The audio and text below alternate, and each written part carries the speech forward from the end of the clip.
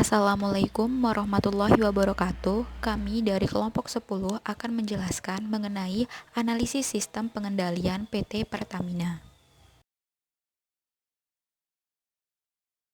Kelompok kami beranggotakan Aini Syafira, Nabila Hairani, Nailu Syifaul Mufidah, dan Maulidani Sekar Maharani.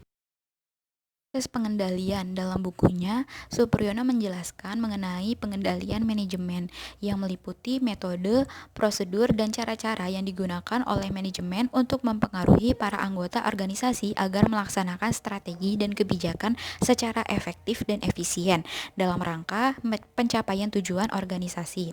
Dalam proses pengendalian yang dilakukan oleh PT Pertamina secara umum meliputi perencanaan, pelaksanaan, dan pengendalian, yaitu mengendalikan dan mengawasi kegiatan bidang usaha hulu dari proses awal hingga akhir agar berjalan sesuai dengan peraturan internal. Pengelolaan kegiatan operasional perusahaan PT Pertamina meliputi 3 pengendalian, yaitu yang pertama pengendalian kegiatan hulu, pengendalian kegiatan hilir, dan pengendalian kegiatan usaha dan niaga. Pengendalian kegiatan hulu itu mengendalikan dan mengawasi kegiatan bidang usaha hulu dari proses awal hingga akhir agar berjalan sesuai dengan peraturan internal perusahaan PT Pertamina. Nah, kalau pengendalian kegiatan hilir itu mengendalikan dan mengawasi kegiatan di bidang usaha pengolahan dari awal prosesnya hingga akhir agar berjalan sesuai dengan peraturan dan prosedur yang telah ditetapkan.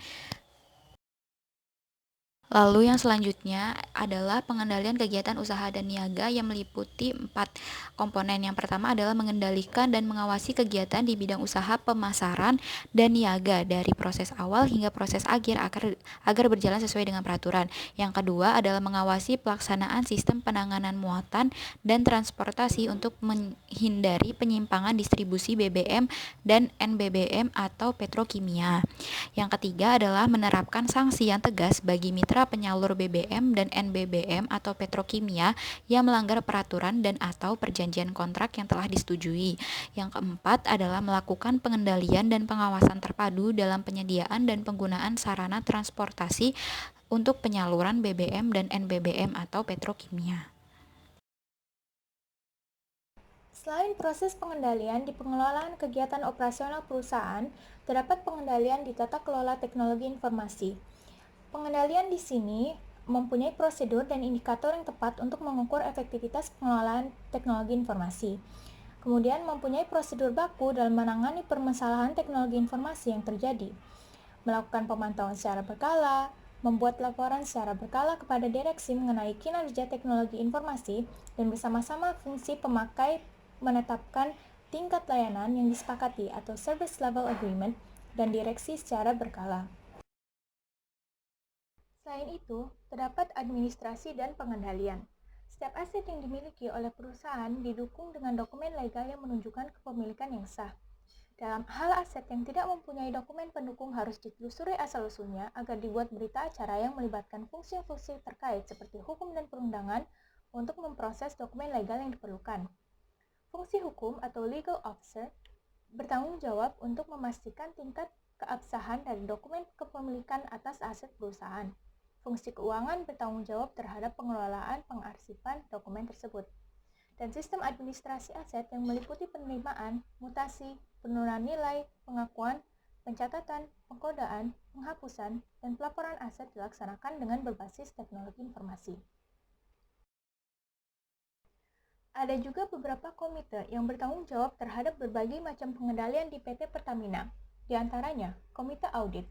Komite yang dibentuk oleh dan bertanggung jawab kepada komisaris yang bertugas membantu komisaris dalam memastikan efektivitas sistem pengendalian intern dan efektivitas pelaksanaan tugas auditor eksternal dan auditor internal. Yang kedua adalah Satuan Pengawas Intern atau SPI, yaitu aparat pengawasan internal perusahaan yang berfungsi untuk menilai kecukupan dan efektivitas sistem pengendalian intern pada semua bagian usaha.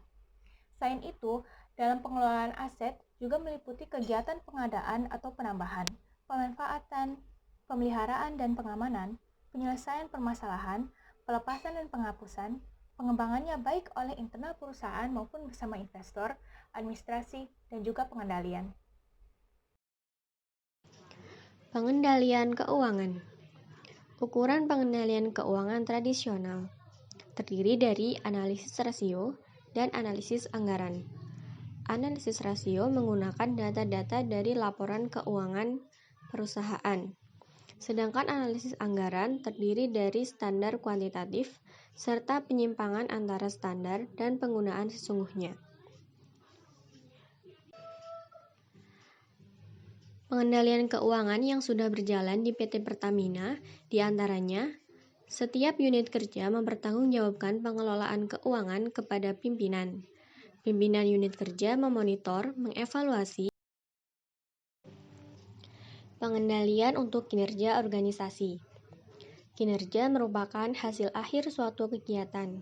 Kinerja organisasional adalah akumulasi hasil akhir dari semua proses dan kegiatan-kegiatan kerja organisasi yang terdiri dari perancangan strategis, proses pekerjaan dan kegiatan-kegiatan pekerjaan, serta koordinasi pekerjaan para karyawan. Untuk mengukur kinerja organisasi, terdapat 3 hal, yaitu produktivitas organisasi, keefektifan organisasi, dan peringkat organisasi. Pada PT Pertamina, pengendalian kinerja yang dilakukan adalah melalui penilaian kerja yang sistematik, di antaranya pemegang saham menilai kinerja direksi, penilaian individual tiap anggota direksi, sistem penilaian yang objektif dan tercatat. Kemudian, faktor utama penilaian dari kinerja ini adalah kompetensi. Yang lebihnya mohon maaf, semoga bermanfaat. Kami akhiri, wassalamualaikum warahmatullahi wabarakatuh.